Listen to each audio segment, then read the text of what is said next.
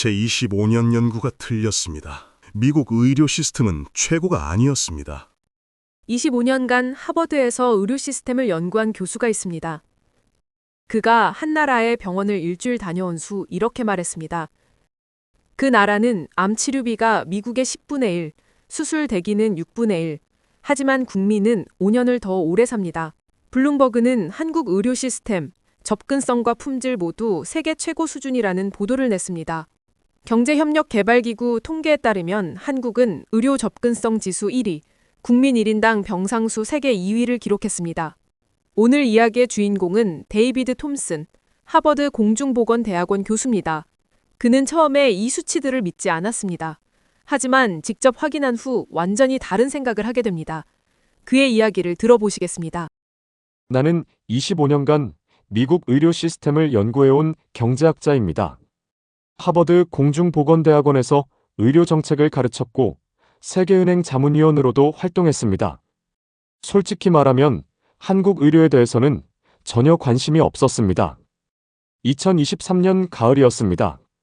동료 교수 하나가 내 연구실로 들어왔습니다. 데이비드, 이거 봤어? 그가 노트북을 내 책상에 올려놓았습니다. 한국 의료 시스템 관련 경제협력개발기구 보고서야. 숫자가 좀 이상해.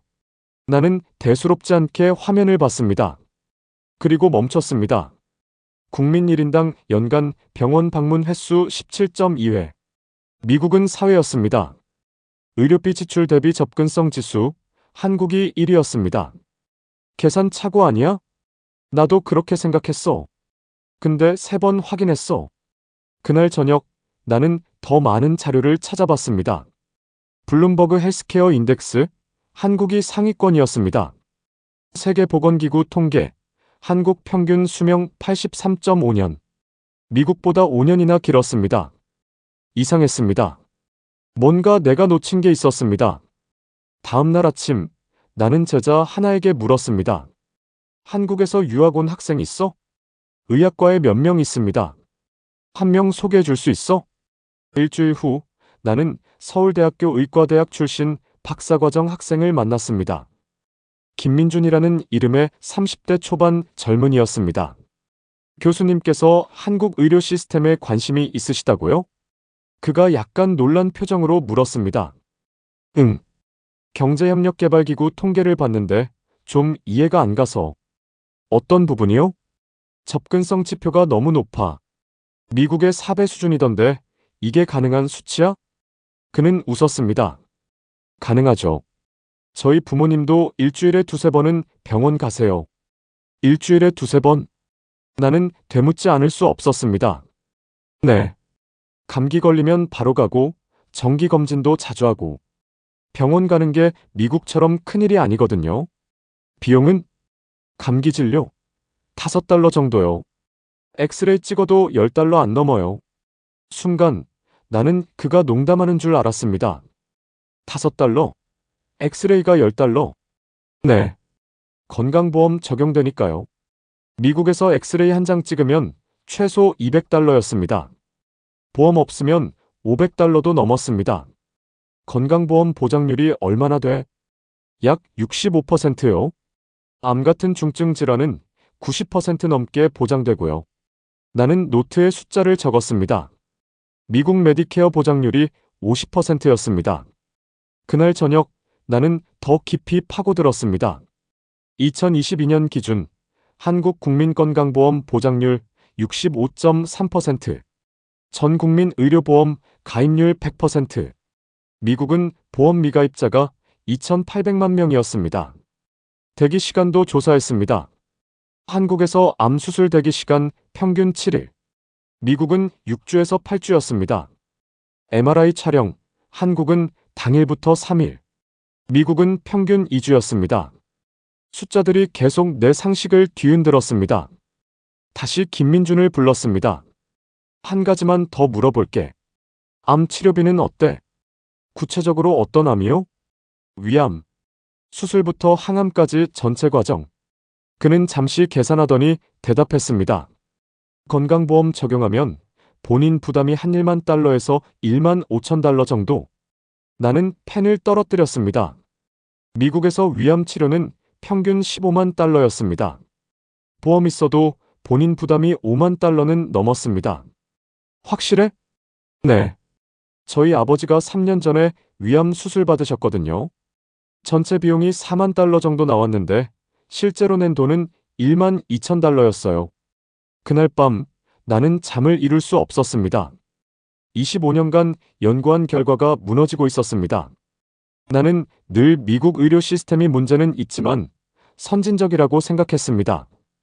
유럽 시스템도 연구했지만 대기 시간이 길다는 단점이 있었습니다. 그런데 한국은 달랐습니다. 낮은 비용, 짧은 대기 시간, 높은 보장률. 이 세 가지를 동시에 달성하고 있었습니다. 다음 날 나는 학과장에게 말했습니다. 한국에 가봐야겠습니다. 한국? 왜? 제가 25년간 놓친 게 있는 것 같습니다. 2주 후 나는 인천공항에 도착했습니다. 서울에 도착한 첫날 나는 약속 시간보다 일찍 호텔을 나섰습니다. 김민준이 소개해준 서울대학교 병원 의료경영학과 교수를 만나기로 했습니다. 택시 기사에게 물었습니다. 병원 자주 가세요? 병원이요? 그럼요. 한 달에 두세 번은 가죠. 무슨 병이 있으세요? 아니요. 그냥 혈압 체크하고 감기 기운 있으면 가고.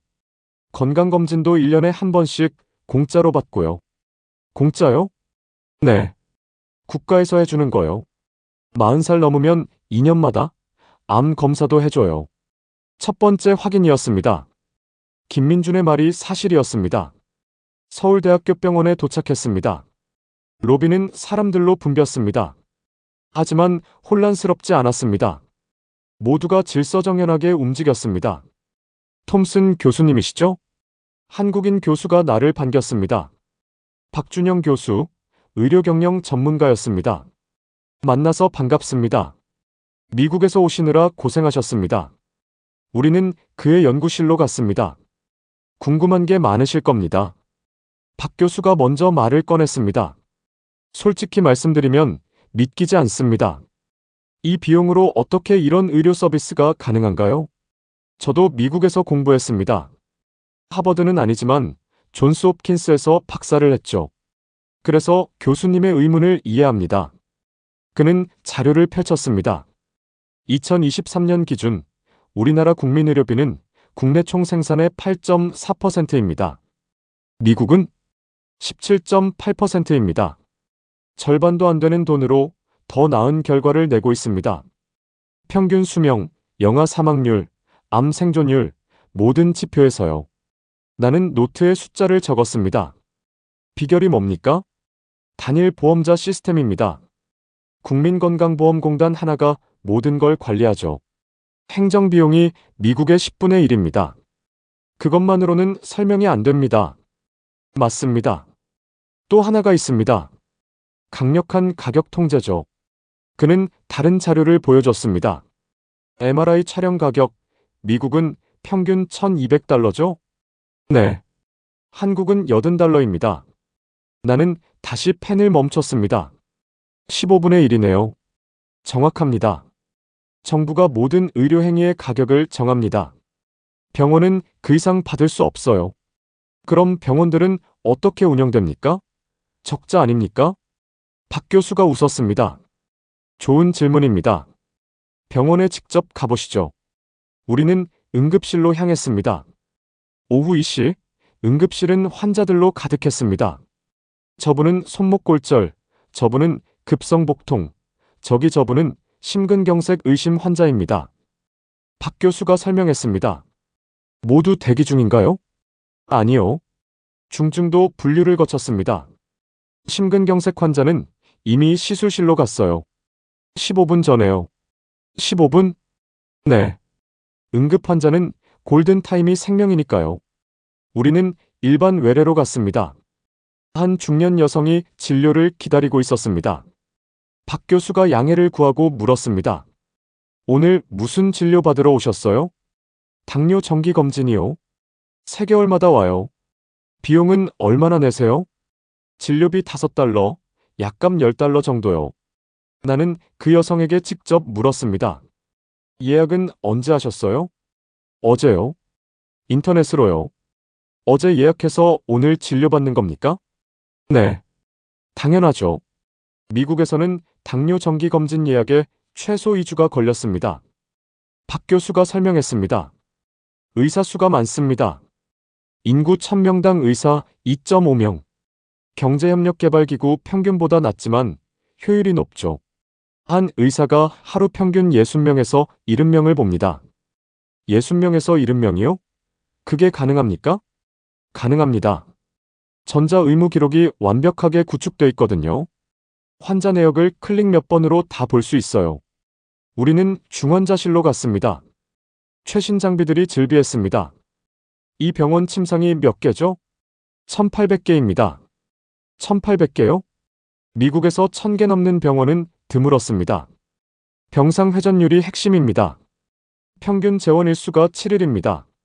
미국은 평균 5.5일입니다. 우리가 조금 길죠. 하지만 환자당 비용은 4분의 1입니다. 그날 저녁 나는 호텔방에서 하루를 정리했습니다. 노트에 적힌 숫자들을 다시 봤습니다. MRI 80달러, 암 치료 1만 5천 달러, 당뇨 검진 15달러, 응급실 대기 15분. 모든 게 사실이었습니다. 그리고 한 가지 더 깨달았습니다. 이건 우연이 아니었습니다. 체계적으로 설계된 시스템이었습니다. 다음 날 나는 국민건강보험공단 본부를 방문했습니다. 박 교수가 동행했습니다. 여기가 한국 의료 시스템의 심장입니다. 거대한 건물이었습니다. 안으로 들어가자 수백 명의 직원들이 컴퓨터 앞에서 일하고 있었습니다. 우리를 맞은 건 정책연구원장이었습니다. 톰슨 교수님 환영합니다. 미국 의료 시스템의 대가를 만나게 되어 영광입니다. 과찬이십니다. 오히려 제가 배우러 왔습니다. 우리는 회의실로 갔습니다. 벽면 가득 그래프와 통계 자료가 걸려 있었습니다. 1977년에 시작했습니다. 원장이 설명을 시작했습니다. 처음엔 500인 이상 사업장 근로자만 적용했죠. 1989년에 전 국민으로 확대됐습니다. 12년 만에 전 국민 적용이요? 네. 당시로선 불가능해 보였죠. 하지만 해냈습니다. 그는 그래프를 가리켰습니다. 1977년 보장률 20%, 2023년 65.3%, 46년간의 여정입니다. 나는 미국을 떠올렸습니다. 오바마 케어가 도입된 지 10년이 넘었지만 여전히 2,800만 명이 무보험 상태였습니다. 재정은 어떻게 유지합니까? 적자 아닙니까? 2023년 기준 흑자입니다. 4조 원 정도요. 흑자요? 어떻게요? 보험료를 소득에 비례해서 받습니다. 고소득자가 더 많이 내고 저소득자는 적게 내죠. 그리고 정부 지원이 있습니다. 보험료율이 얼마죠? 평균 7%입니다. 본인 절반, 회사 절반. 나는 계산했습니다. 미국 민간 보험료는 평균 소득의 15%에서 20%였습니다. 절반도 안 되네요. 그렇습니다. 하지만 효율이 높습니다. 행정비용이 전체의 3%밖에 안 돼요. 미국은 30% 넘습니다. 방안이 조용해졌습니다. 원장이 다른 자료를 펼쳤습니다. 이게 핵심입니다. 상대가치 점수제. 상대가치 점수제요? 모든 의료행위에 점수를 매깁니다. 단순한 진료는 낮은 점수, 복잡한 수술은 높은 점수. 그리고 점수당 가격을 정합니다. 정부가 일방적으로 정합니까? 아니요. 의료계와 협상합니다. 물론 마찰은 있죠. 하지만 시스템은 유지됩니다. 의사들이 반발하지 않습니까? 합니다. 그래서 수가를 매년 조금씩 올립니다. 그리고 비급여 항목을 일부 허용하죠. 비급여요? 성형, 미용, 특실 입원 같은 것들이요. 이건 환자가 전액 부담합니다. 나는 이해하기 시작했습니다. 완벽한 시스템은 아니었습니다. 타협과 조율의 산물이었습니다. 한 가지 더 궁금합니다. 암 환자가 신약을 쓰고 싶으면 어떻게 됩니까? 급여 목록에 있으면 보험 적용됩니다. 없으면 전액 본인 부담이죠. 급여 등재는 어떻게 결정됩니까? 비용 대비 효과를 분석합니다. 효과가 입증되고 가격이 적정하면 등재됩니다. 시간은 얼마나 걸립니까? 평균 1년에서 2년입니다. 미국에서는 보험사마다 기준이 달랐습니다. 어떤 약은 되고 어떤 약은 안 됐습니다. 환자들은 혼란스러웠습니다. 오후에는 대형 종합병원을 방문했습니다. 서울 강남의 한 병원이었습니다. 병원장이 나를 맞았습니다. 교수님, 저희 병원은 하루 외래 환자가 1만 명입니다. 1만 명이요? 하루에요? 네. 의사 500명이 봅니다. 1인당 20명 정도죠. 우리는 외래 진료실을 지나갔습니다. 모든 방에서 진료가 진행 중이었습니다. 환자 한 명당 진료 시간이 얼마나 됩니까? 병원장이 잠시 생각했습니다. 평균 5분에서 7분입니다. 그렇게 짧아도 됩니까? 전자 차트가 완벽합니다. 과거 기록, 검사 결과, 약 처방 내역이 다 나옵니다. 의사는 변화를 확인하고 필요한 처방만 하면 돼요. 우리는 수술실 구역으로 갔습니다. 하루 수술이 몇 건입니까? 평균 80건에서 100건입니다. 100건이요? 수술실이 30개 있습니다.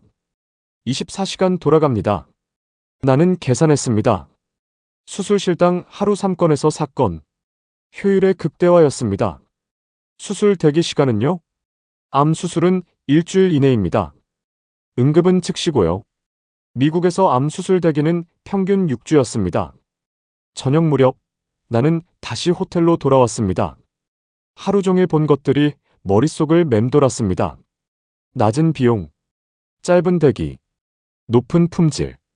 이 세 가지를 동시에 달성한 나라. 어떻게 가능했을까? 노트에 적었습니다. 첫째, 단일 보험자 시스템. 행정비용 최소화. 둘째, 강력한 가격 통제. 정부 주도 협상. 셋째, 높은 효율. 전자 시스템, 빠른 회전율. 넷째, 전 국민 적용. 규모의 경제. 하지만 여전히 의문이 남았습니다. 이게 과연 지속 가능한가? 사흘째 되는 날, 나는 하버드 동료에게 이메일을 보냈습니다.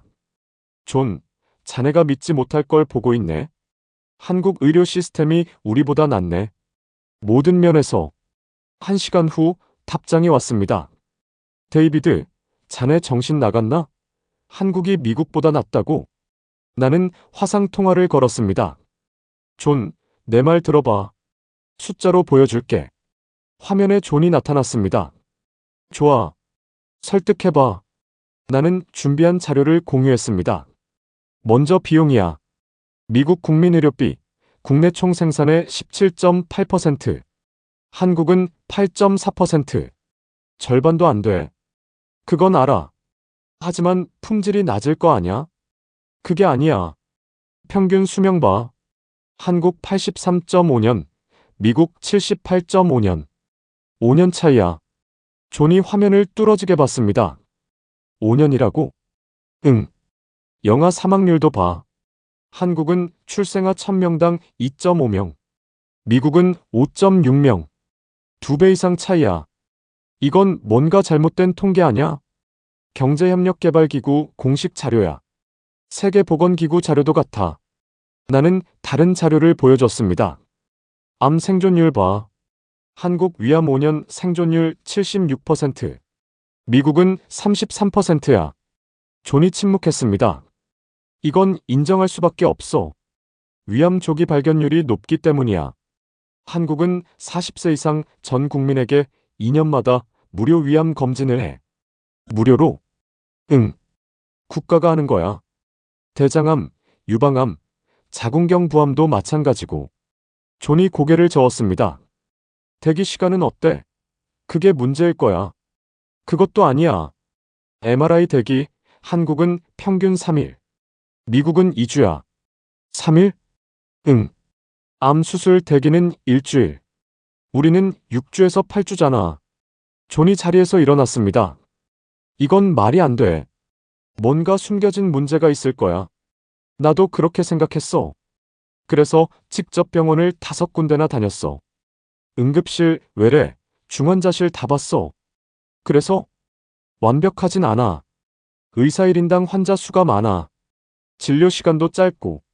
하지만 시스템이 효율적이야. 전자차트, 신속한 검사, 빠른 수술 회전율. 존이 다시 앉았습니다. 비용은 어때? 환자 본인 부담. 나는 메모를 받습니다. 암 치료, 본인 부담 평균 1만 5천 달러. 우리는 5만 달러야. 3분의 1이네. 응. MRI는 80달러. 우리는 1200달러. 15분의 1이야. 존이 한숨을 쉬었습니다. 이걸 어떻게 설명해야 하지? 단일 보험자 시스템이야. 국민건강보험공단 하나가 모든 걸 관리해. 행정비용이 3%야. 우리는 30% 넘잖아. 그래도 의사들이 반발할 텐데. 하지만 타협해. 수가를 매년 조금씩 올려주고 비급여 항목을 일부 허용해. 존이 화면을 보며 말했습니다. 자네 책 다시 써야겠는걸. 나는 웃었습니다. 하지만 웃을 수만은 없었습니다. 그날 오후 나는 미국 환자 한 명을 만났습니다. 서울에 사는 교포였습니다. 저는 20년 전에 이민 왔습니다. 뉴욕에서 15년 살았죠. 한국으로 다시 오신 이유가 뭡니까? 의료비 때문입니다. 그의 얼굴이 어두워졌습니다. 제 아내가 유방암에 걸렸습니다. 미국에서 치료받았죠. 보험이 있었지만 본인 부담이 8만 달러였습니다. 8만 달러요? 네. 집을 팔았습니다. 그리고 한국으로 왔죠. 여기선 같은 치료를 2만 달러에 받을 수 있었으니까요. 치료 결과는요? 완치됐습니다. 5년 전 일입니다. 이제 건강합니다. 그가 덧붙였습니다. 미국에 있었으면 파산했을 겁니다. 한국에 와서 살았습니다. 말 그대로요. 나는 그날 밤 호텔방에서 생각했습니다. 25년간 나는 미국 의료 시스템을 연구했습니다. 문제를 지적하고 개선안을 제시했습니다. 하지만 근본적인 질문은 하지 않았습니다. 과연 우리 시스템이 최선인가? 이제 답을 알았습니다. 아니었습니다. 한국 시스템이 완벽하진 않았습니다. 하지만 더 많은 사람을 더 적은 비용으로 더 빨리 치료했습니다. 그게 의료의 본질 아닙니까? 나흘째, 나는 한 대학병원 응급의학과 과장을 만났습니다. 이준혁 교수, 20년 경력의 응급의학 전문의였습니다. 교수님, 저희 응급실 하루 평균 환자가 400명입니다. 400명이요? 매일요? 네. 주말엔 500명 넘을 때도 있죠. 우리는 응급실로 들어갔습니다. 오후 3시, 이미 사람들로 가득했습니다. 어떻게 감당하십니까? 팀워크입니다. 그는 간호사 한 명을 불렀습니다.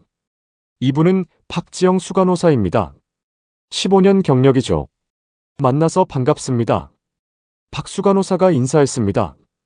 하루에 몇 시간 근무하세요? 9시간 교대입니다. 하지만 환자가 많으면 2시간에서 3시간 더 일하죠. 매일요?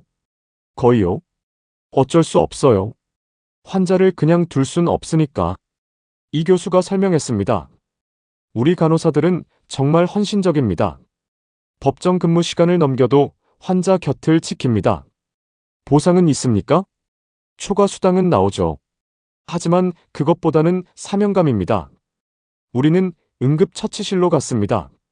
한 의사가 심정지 환자를 소생시키고 있었습니다.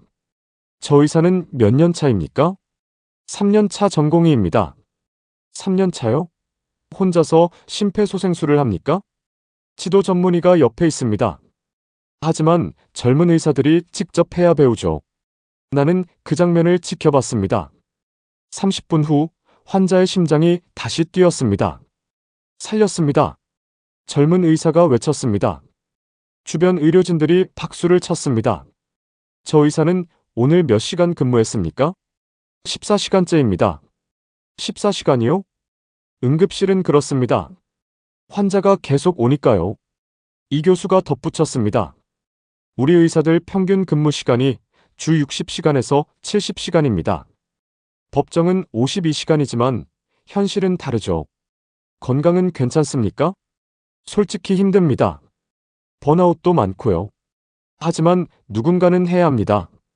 저녁 무렵 나는 한 동네 의원을 방문했습니다. 개원 30년 된 내과 의원이었습니다. 원장이 나를 맞았습니다. 교수님, 저는 하루에 80명에서 100명을 봅니다. 100명이요? 네. 아침 9시부터 저녁 8시까지요. 점심시간은요? 30분입니다. 먹고 바로 진료 시작하죠. 힘들지 않으십니까? 그가 웃었습니다. 힘들죠. 하지만 익숙합니다. 30년을 이렇게 했으니까. 왜 이렇게 오래 하십니까? 그가 잠시 생각했습니다. 환자들 때문입니다.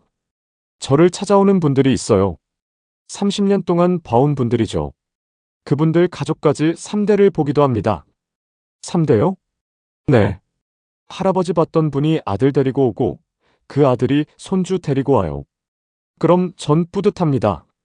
진료실 벽에 감사 편지들이 붙어 있었습니다. 저분들이 보내신 겁니까? 네. 제가 치료한 환자들이요. 암 진단에서 큰 병원 보낸 분, 심장병 발견해서 살린 분, 그런 분들입니다. 그는 한 편지를 가리켰습니다. 이분은 제가 20년 전에 당뇨를 발견했습니다. 그때 합병증 없이 치료 시작했죠. 지금도 건강하게 사십니다. 그런 게 보람이십니까? 그럼요. 돈보다 훨씬 큰 보람입니다. 저녁 늦게 나는 서울대병원 외과 교수를 만났습니다. 위암 수술 권위자였습니다. 교수님, 오늘 수술 몇 건 하셨습니까? 5건입니다. 모두 위암이었죠. 5건요? 하루에요? 네. 첫 수술이 아침 7시, 마지막이 오후 6시에 끝났습니다. 쉬는 시간은요? 수술 사이에 30분씩입니다. 커피 마시고 다음 환자 차트 보고. 힘들지 않으십니까? 그가 진지하게 대답했습니다. 힘듭니다. 매일 지칩니다.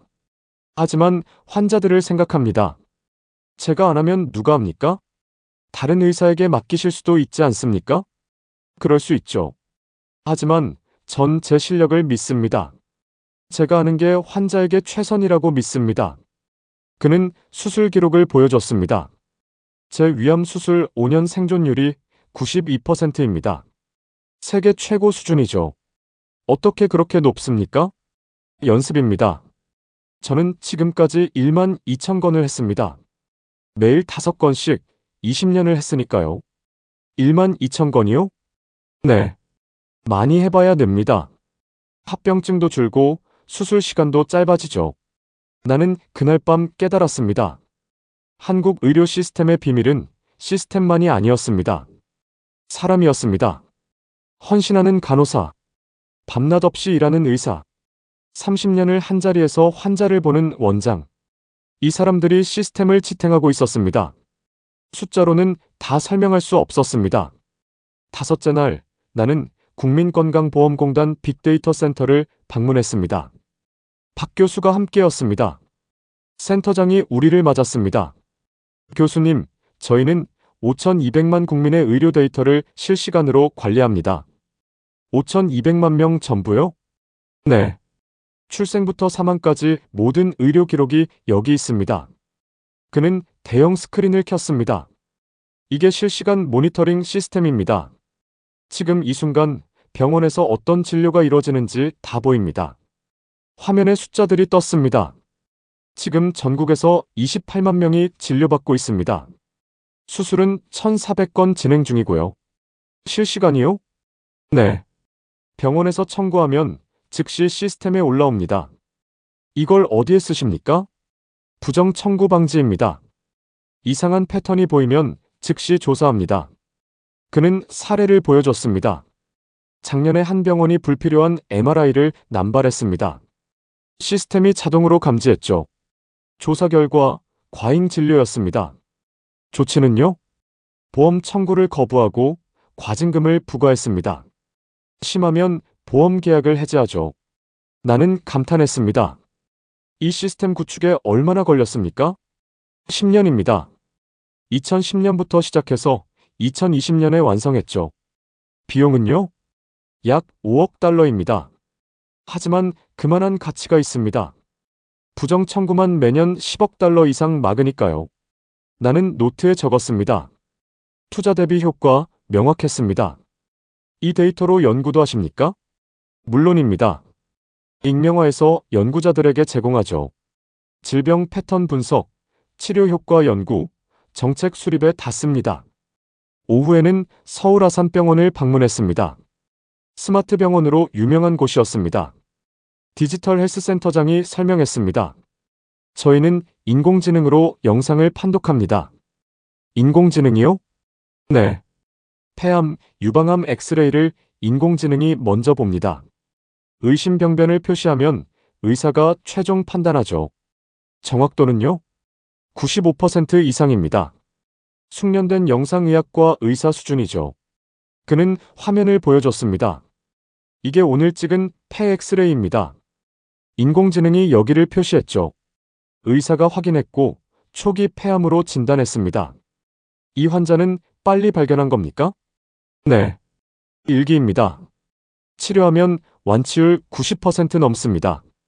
인공지능 없었으면 놓쳤을 수도 있겠네요. 가능성이 있죠.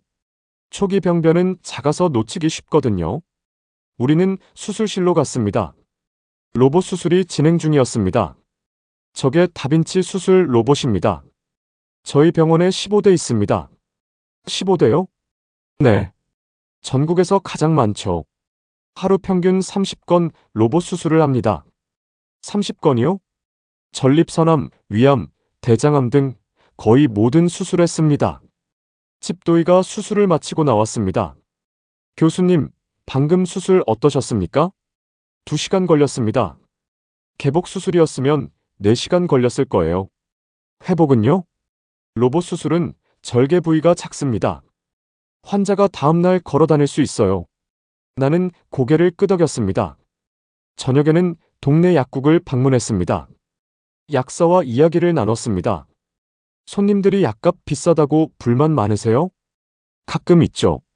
하지만 미국보다는 훨씬 싸잖아요. 미국 가보셨습니까? 네.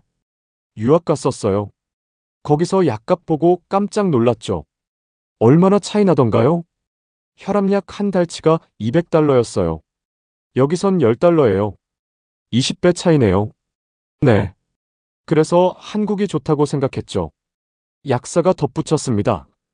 여기선 만성질환 약이 거의 다 보험 적용돼요. 당뇨, 고혈압, 고지혈증 약 다요. 환자 부담이 적죠. 처방전 없이 살 수 있는 약도 있습니까? 네. 하지만 제한적이에요. 항생제 같은 건 무조건 처방전 필요하고요. 미국도 마찬가지입니다. 네. 안전을 위해서죠. 그날 밤 나는 하루를 정리했습니다. 한국 의료 시스템은 단순하지 않았습니다. 빅데이터, 인공지능, 로봇 수술, 전자차트, 최신 기술이 총동원됐습니다. 하지만 기술만이 아니었습니다. 그 기술을 쓰는 사람들의 노하우와 헌신이 있었습니다. 나는 배우고 있었습니다. 25년간 알던 것과 다른 새로운 방식을요. 6째 날 나는 은퇴한 의사를 만났습니다. 78세의 김영수 선생, 1970년대부터 의사로 일한 분이었습니다. 교수님, 제가 의사 된 게 1972년입니다. 1972년이요? 그때 한국 의료는 어땠습니까? 그의 눈빛이 멀어졌습니다. 지옥이었습니다. 지옥이요? 병원이 없었어요. 시골엔 의사도 없었고요. 사람들이 병에 걸려도 그냥 죽어갔습니다. 그는 오래된 사진을 꺼냈습니다. 이게 제가 처음 부임한 보건소입니다. 강원도 산골이었죠. 사진 속 건물은 초라했습니다. 약도 없었습니다. 장비는 청진기와 체온계뿐이었죠. 수술? 꿈도 못 꿨습니다. 어떻게 진료하셨습니까? 최선을 다했죠. 하지만 한계가 있었어요. 맹장염 환자가 와도 수술 못했습니다. 큰 병원까지 3시간 걸렸거든요. 가다가 죽는 사람도 있었어요. 그의 목소리가 떨렸습니다. 한 번은 10살 아이가 왔습니다. 고열에 경련을 했죠. 뇌수막염이었어요. 항생제가 필요했는데 없었습니다. 그 아이는요? 김 선생이 고개를 숙였습니다. 못 살렸습니다. 제품에서 죽었어요. 그날을 평생 잊을 수 없습니다.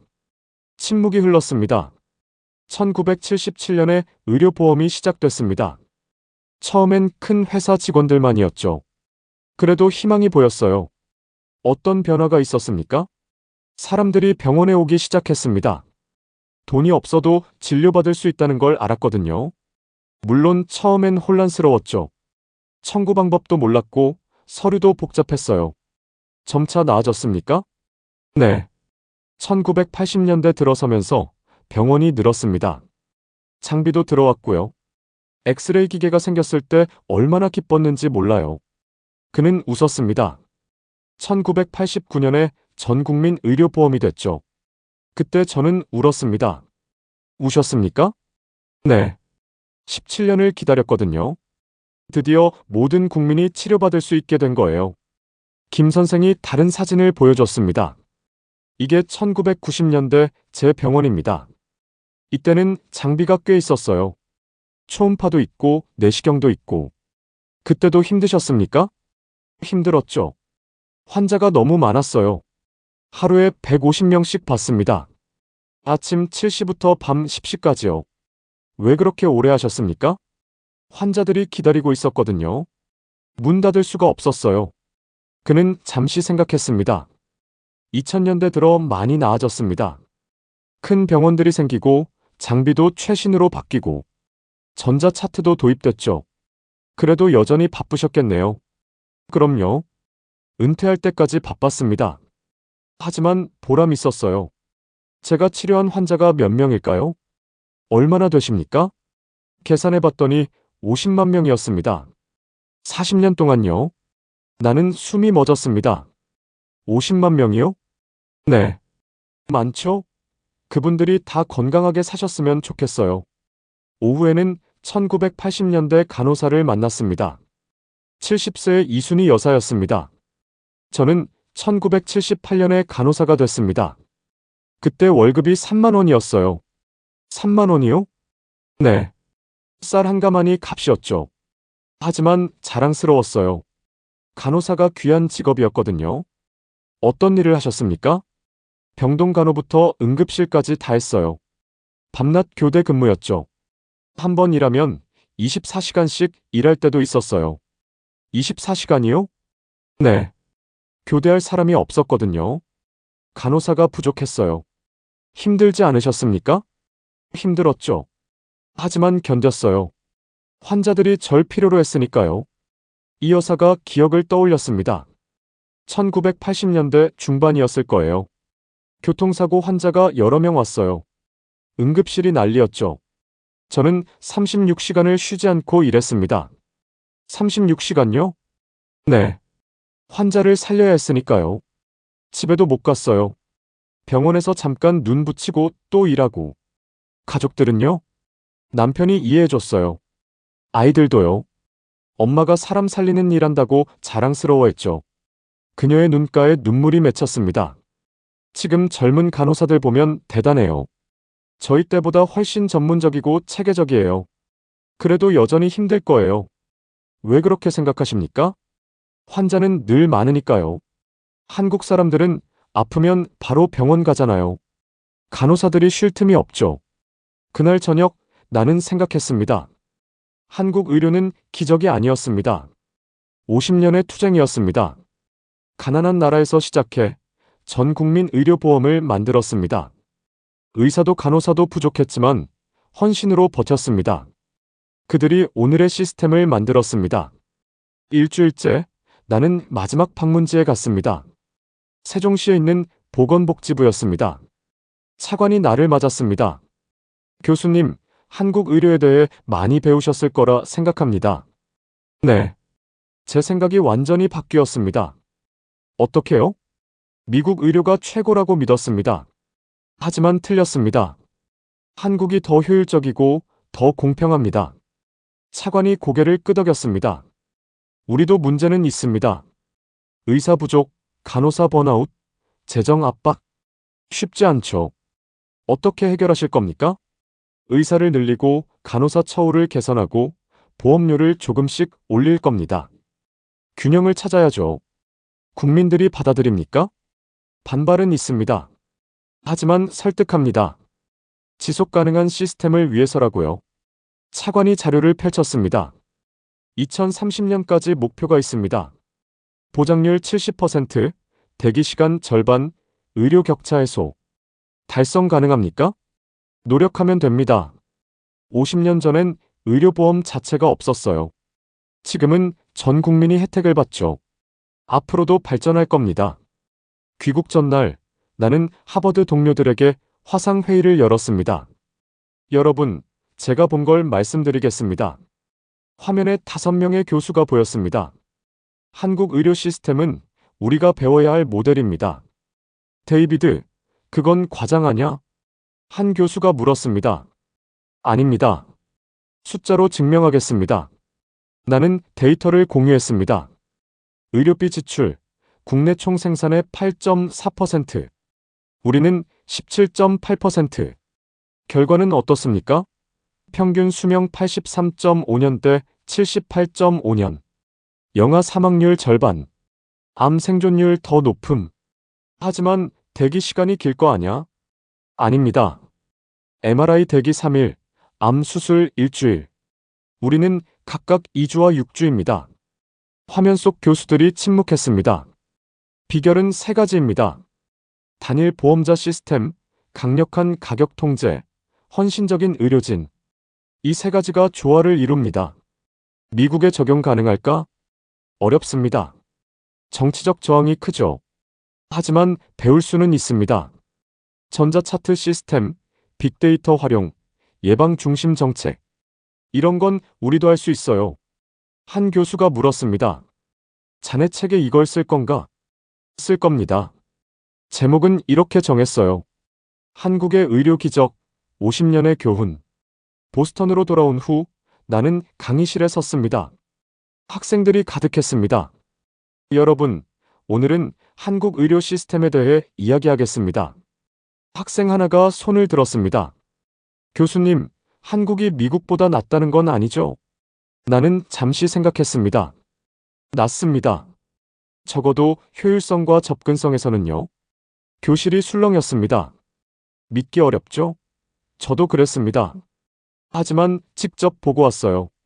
숫자도 확인했고요. 나는 슬라이드를 넘겼습니다. 한국은 1977년 의료보험을 시작했습니다. 그때 보장률 20%였죠. 지금은 65%입니다. 46년 만에요. 어떻게 가능했습니까? 정치적 의지와 국민적 합의입니다. 모든 국민이 의료를 받을 권리가 있다고 믿었어요. 그래서 해냈습니다. 한 학생이 물었습니다. 미국도 할 수 있을까요? 할 수 있습니다. 하지만 쉽지 않아요.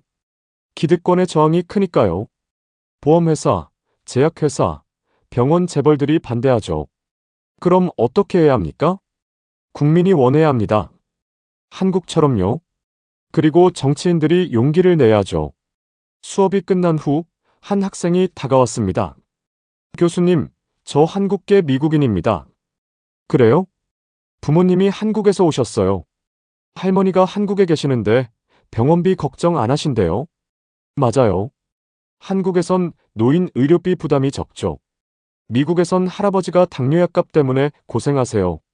한 달에 $300예요. 한국에선 $30일 겁니다. 학생의 눈에 눈물이 맺혔습니다. 왜 미국은 안 되는 걸까요? 될 수 있어요. 여러분 세대가 바꿀 수 있습니다. 그날 저녁 나는 연구실에서 원고를 썼습니다. 한국 의료 시스템은 기적이 아니다. 50년간의 투쟁과 헌신의 결과다. 가난한 나라에서 시작해 전 국민 의료보험을 달성했다. 의사와 간호사들이 밤낮 없이 일했고 정부는 시스템을 만들었다. 국민은 보험료를 냈고 신뢰했다. 그 결과 세계 최고 수준의 의료 접근성을 이뤘다. 나는 문장을 이어갔습니다. 미국은 배워야 한다. 더 많은 돈을 쓰고도 더 나쁜 결과를 내는 현실을 직시해야 한다. 한국의 단일 보험자 시스템, 가격 통제, 예방 중심 정책을 연구해야 한다. 완벽하진 않지만 더 나은 길이 있다는 것을 한국이 증명했다. 3개월 후 내 책이 출간됐습니다. 뉴욕타임스 베스트셀러가 됐습니다. 기자들이 물었습니다. 교수님, 한국 의료가 정말 미국보다 낫습니까? 효율성과 공평성에서는 그렇습니다. 미국 의료계는 어떻게 받아들일까요? 반발할 겁니다. 하지만 숫자는 거짓말하지 않아요. 국민이 판단할 겁니다. 1년 후 하버드에서 심포지엄이 열렸습니다. 주제는 한국 의료 시스템이었습니다. 한국에서 박준영 교수가 왔습니다. 교수님, 덕분에 한국 의료가 세계적으로 알려졌습니다. 당연한 일을 한 겁니다. 진실을 말했을 뿐이죠. 많은 나라가 배우러 오고 있어요. 베트남, 태국, 인도네시아. 한국의 경험이 도움이 될 겁니다. 박 교수가 웃었습니다. 교수님이 한국 의료의 전도사가 되셨네요. 아닙니다. 저는 그냥 제가 본 걸 말할 뿐입니다. 그날 밤 나는 생각했습니다. 25년간 미국 의료를 연구했습니다. 하지만 한국에서 일주일 만에 더 많이 배웠습니다. 겸손해야 한다고 깨달았습니다. 세상은 넓고 배울 것은 많습니다. 한국 의료 시스템, 그것은 작은 나라가 세계에 준 큰 교훈이었습니다.